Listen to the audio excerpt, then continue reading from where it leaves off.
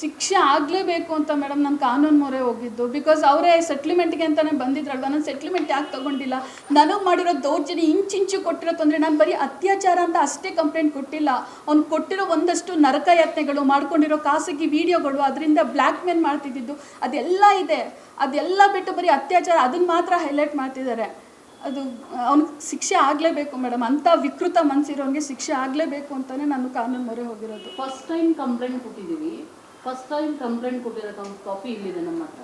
ಇದನ್ನು ಫಸ್ಟು ಪೊಲೀಸರು ತಗೋತಾರೆ. ನೈಟ್ 20ನೇ ತಾರೀಕು ಹೋದಾಗ 20ನೇ ತಾರೀಕು ಫಸ್ಟ್ ನನ್ನ ಮೇಲೆ ಅತ್ಯಾಚಾರ ಆಗಿದೆ ಅಂತೇಳಿ ಹೋಗಿ ಒಂದು ಹೆಣ್ಣು ಕಂಪ್ಲೇಂಟ್ ಕೊಟ್ಟು ಸ್ಟೇಷನ್ಗೆ ಹೋದಾಗ ಪೊಲೀಸರು ಅವ್ರನ್ನ ಕಂಪ್ಲೇಂಟನ್ನು ತಗೋಬೇಕು. ತೊಗೊಂಡೆ ನೀನು ನಾಳೆ ಬಾ ಅಂತೇಳಿ ಕಂಪ್ಲೇಂಟನ್ನು ತಗೊಂಡೇ ವಾಪಸ್ಸು ಕಳಿಸಿದ್ದಾರೆ.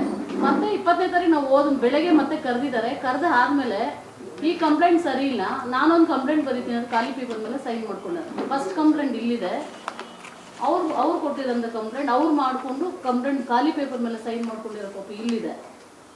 ನಾವು ನ್ಯಾಯ ಅಂತ ಕೇಳಕ್ಕೆ ಹೋದ್ರೆ ಅವ್ರು ಬರೀ ನಮ್ಮ ಮೇಲೆ ಅನ್ಯಾಯ.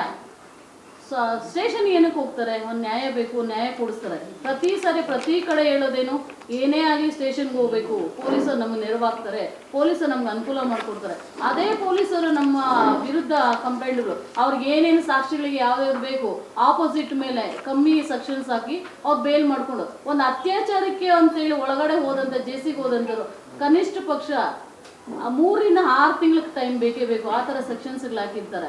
ಅದನ್ನು ಮೇಲೆ ಸೆಕ್ಷನ್ಸಲ್ಲಿ ರಿಸೆಕ್ಟ್ ಆಗಿ ಹೈಕೋರ್ಟ್ಗೆ ಹೋಗ್ತಾರೆ. ಹೈಕೋರ್ಟಲ್ಲಿ ಬೇಲ್ ಸಿಗುತ್ತೋ ಇಲ್ಲ ಗೊತ್ತಿಲ್ಲ ಅಂಥದ್ದು 15 ದಿವಸದಲ್ಲಿ ವಾಪಸ್ ಬಂದಿದ್ದಾರೆ. ಪೊಲೀಸರು ಅವ್ರಿಗೆ ಯಾವ ಥರ ಅವ್ರಿಗೆ ಸೆಕ್ಷನ್ಸ್ ಹಾಕಿ ಅವ್ರನ್ನ ರಿಲೀಸ್ ಮಾಡಿದ್ದಾರೆ ಅಂತೇಳಿ ಈ ಕಂಪ್ಲೇಂಟಲ್ಲೇ ಗೊತ್ತಾಗುತ್ತೆ. ಅದರಲ್ಲೂ 21ನೇ ತಾರೀಕು ಕಂಪ್ಲೇಂಟಲ್ಲಿ ಒಂದು FIR ಮಾಡ್ತಾರೆ. ಅದೇ ದಿವಸ ಒಂದು ದಿವಸ ಬಿಟ್ಟು 23ನೇ ತಾರೀಕು 2 ಕಂಪ್ಲೇಂಟ್ ಮಾಡ್ತಾರೆ. ಕಾನೂನು ಅವ್ರದಾ? ಕಾನೂನು ಪೊಲೀಸವ್ರು ಅಪ್ಪದೇ ಅನಿಸುತ್ತೆ. ಕಾನೂನು ಬೆಲೆನೇ ಇಲ್ಲ. ಸ್ಟೇಷನ್ಗೆ ಹೋದ್ರೆ ಬೆಲೆ ಸಿಗುತ್ತೆ ಅಂತ ಹೋದ್ರೆ ಕಾನೂನೇ ಅವ್ರದ್ದು ಒಳಗಡೆ ಹೋಗೋ ತನಕ ನಮ್ಮದು, ಒಳಗಡೆ ಹೋದ್ಮೇಲೆ ಅವ್ರದ್ದು ಅನ್ನೋ ಥರ ಪೊಲೀಸರು ನಮ್ಗೆ ಒಳಗಡೆ ಹೋಗಿದ ತಕ್ಷಣ ಅವ್ರು ಬಂದಿಗಳು ಮಾಡ್ಕೋತಾರೆ. ನಮ್ಮನ್ನು ಖಾಲಿ ಪೇಪರ್ ಮೇಲೆ ಸಿಗ್ನೇಚರ್ ಮಾಡ್ಕೋತಾರೆ. ಎಲ್ಲ ಸಾಕ್ಷಿ ಆಧಾರಗಳು ಪೊಲೀಸರೇ ನಾಶ ಮಾಡ್ತಾರೆ. ಒಂದು ಸಾಕ್ಷಿಗೆ ಒಂದು ಹೆಣ್ಣು ಅಬಲೆ, ಅವಳಿಗೆ ಗಂಡ ಇಲ್ಲ, ಮಕ್ಕಳಿಲ್ಲ, ಒಂದು ಮದುವೆ ಆಗಿಲ್ಲ, ಅಟ್ಲೀಸ್ಟ್ ಅವಳು ತಂದೆ ತಾಯಿ ಯಾರೂ ಇಲ್ಲ, ಅವ್ರ ಜೊತೆಲಿ ಉಳಿದವರು ಯಾರೋ ಒಬ್ರು ಒಂದು ಸಾಕ್ಷಿಗೆ ಅಂತ ಸಾಕ್ಷಿಗೆ ಹಾಕಿ ಹೋದಾಗ ಆ ಸಾಕ್ಷಿಯವ್ರನ್ನೇ ಪೊಲೀಸರು ಎದುರಿಸೋವಂಥ ಕೆಲಸ ಮಾಡ್ತಾರೆ.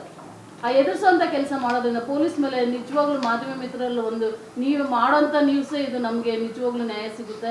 ಅದರಿಂದ ನಾವು ನಿಮ್ಮ ಇಲ್ಲಿಗೆ ನಾವು ಬಂದು ಒಂದು ಹುಡುಗಿಗೆ ಅನ್ಯಾಯ ಆಗಿದೆ ಅಂತೇಳಿ ನಾವು ಇಲ್ಲಿ ಬಂದು ಅವಳಿಗೆ ಒಂದು ಪ್ರೊಟೆಸ್ಟ್ ಮಾಡೋ ಒಂದು ರೀತಿಯಲ್ಲಿ ನಿಮ್ಮ ಮುಂದೆ ನಾವು ಕೂತಿದ್ವಿ. ದಯವಿಟ್ಟು ಅವ್ರು ನ್ಯಾಯ ಕೊಡಿಸಿ. ಮತ್ತು ನಾವು ಅದ್ರ ಮೇಲೆ ನಾವು ಮುಂದಿನ ಅಧಿಕಾರಿಗಳ ಹತ್ರ ನಾವು ಕಂಪ್ಲೇಂಟ್ಗಳೆಲ್ಲ ಮಾಡಿದ್ದೀವಿ. ಯಾರ್ಯಾರ ಮೇಲೆ ಮಾಡಿದ್ದೀವಿ ನೋಡಿ ಸರ್, ಇಲ್ಲೇ ಇದೆ.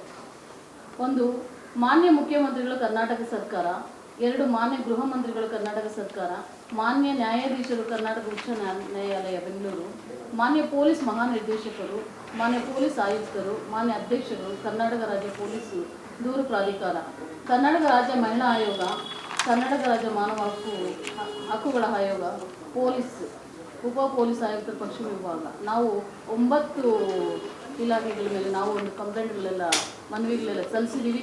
ಇದ್ರ ಮುಖಾಂತರ ನಮಗೆ ನ್ಯಾಯ ಸಿಗುತ್ತೆ ಅಂದ್ಕೊಂಡಿದ್ದೀವಿ.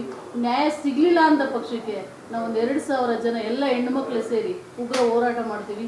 ಅವ್ರಿಗೆ ಶಿಕ್ಷೆ ಕೊಡಿಸ್ತೀವಿ ಅಂತ ನಿಮ್ಮ ಮುಖಾಂತರ ಹೇಳ್ತಾ ಇದ್ದೀವಿ. ಸರ್, ಹೆಣ್ಣುಮಕ್ಳಿಗೆ ನ್ಯಾಯ ಇದೆ ಅಂತಾರೆ, ಎಲ್ಲಿದೆ ಸರ್ ನ್ಯಾಯ?